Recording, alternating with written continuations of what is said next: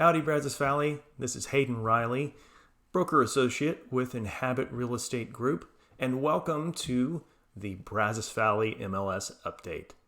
In this video, we will dive into the previous month's MLS statistics, going over what this could possibly mean for the real estate market here in the Brazos Valley. The information provided is from the Texas Association of Realtors, the local MLS, and the Texas Real Estate Center. So it is general information. If you'd like to find out what this might mean for you and your individual situation, click on the link below and schedule a brief call. Without any further ado, let's get started. Hey y'all, it is June of 2023, so we're going to go over May's numbers. Let's go ahead and take a look at the average days on market. All right, so we're following the green line this time. Just to let you know, for the next three graphs or the next three graphics we're going to look at, purple is 2021, purple is 2022, brown is 2021, blue is 2020, and red is 2019. So got that straight for the next three here. All right, so as you can see, we had a massive drop-off from from April to May. So 105 days on market to 89 days on market. Now, we're used to having a dip, by the way, and usually it's a more gradual dip as you move into the selling months. And by the selling months, I don't mean that the other months we don't sell property. It just means that we typically sell more during the spring and summer months. So, but for something this drastic, it's pretty unusual, but it's a good indication that we're in a seller's market. Typically, if you're at or above that 120 day mark consistently, you're moving more into a balanced market where neither buyer nor seller have an advantage over each other. But as you can see, we are well below that line. So a pretty good indicator that the sellers have the advantage these days. Now, you'll also notice though that the number of units sold is lower than we were this time last year, significantly so.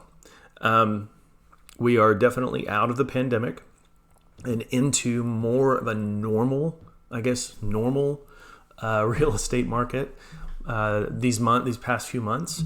With the interest rates being higher than they were this time last year, people are kind of slowing their roll. They're not just buying at a feverish pace. And also at the same time, not all offers are multiple offer scenarios. So, a quote unquote normal market. So, that said, May, we're at 352 closed transactions compared to 301 in April.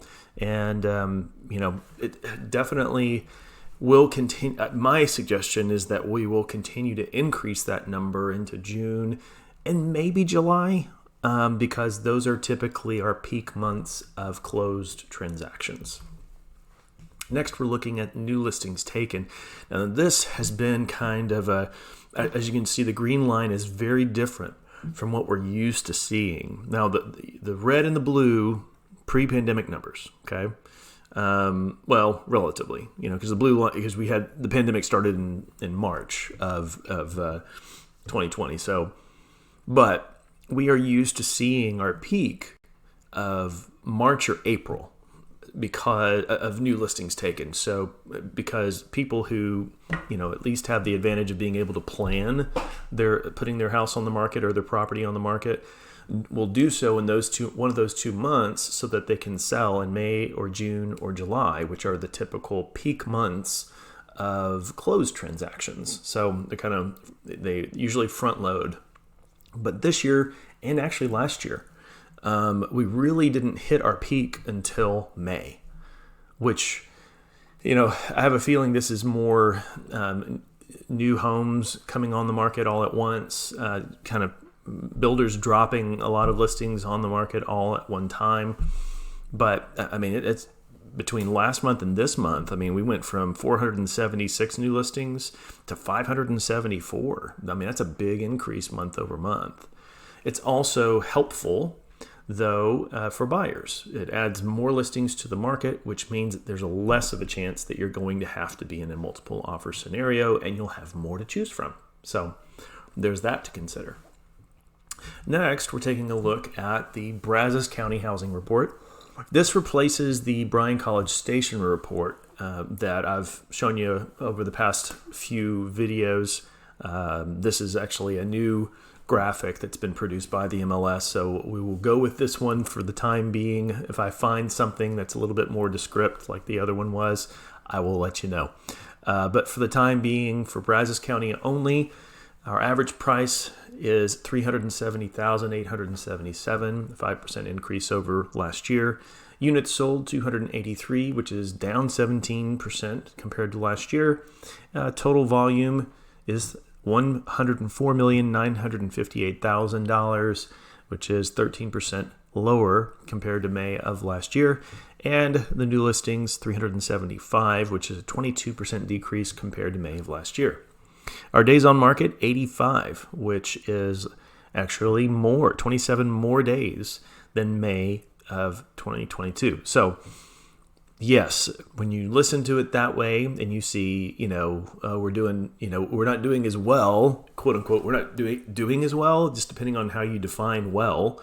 We're not in the pandemic anymore. So just, keep that as a perspective as you look at these numbers.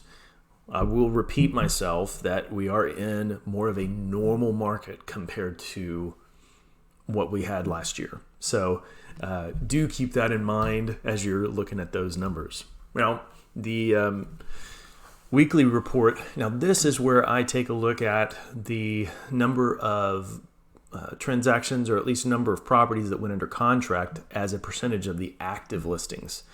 So these haven't gone under have not closed yet, but it's to give me an idea and hopefully to help you guys out to determine what's to come, what's going to close. And I've mentioned in previous videos that if you're at or above 10%, you are in a very active market. And if it's a very active market, that's also an indication that you're in a seller's market. And so we've stayed at or above 10% almost every week this year. So for this last week, up until this last Friday, we had 98 properties or 98 listings go under contract, which was 10% of the 982 active listings that we have. So definitely a good indication of high activity. It's good to be a seller.